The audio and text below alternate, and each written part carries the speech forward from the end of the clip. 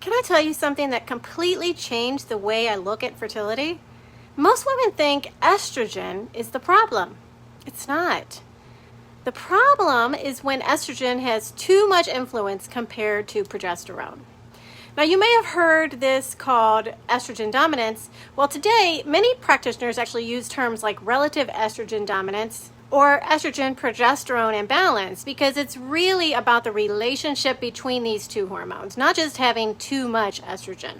In other words, your estrogen may be too high, your progesterone may be too low, or both. Either way, estrogen has more influence than it should. And that can change the entire environment of the pelvis. And here's what I mean. Think about what happens right before your period. Your breasts feel swollen, your rings feel tighter, your stomach feels bloated, you retain water. Why?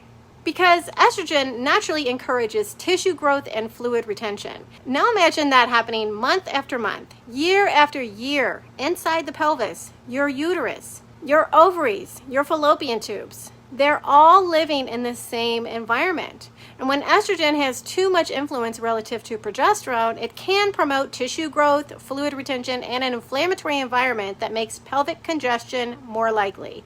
Over time, tissues can become swollen. Inflammation can linger longer than it should. Blood flow may become less efficient.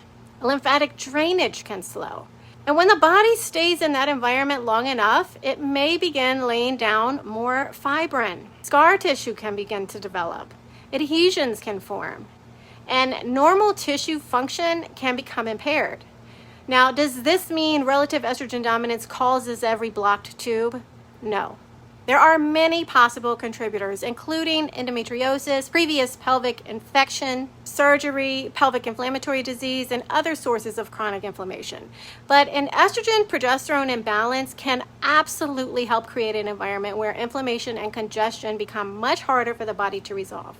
And that's why I don't believe fertility is simply about chasing ovulation or forcing pregnancy. It's about restoring the terrain because fallopian tubes are living tissue.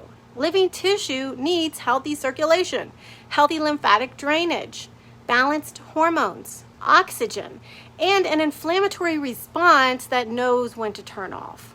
And this is exactly why the FTF system focuses on supporting the entire healing environment, not just the tubes themselves. We work to support healthy hormone balance, reduce inflammation, support circulation, encourage healthy tissue remodeling, and help create the conditions where your body can function the way it was designed to. Because your body isn't working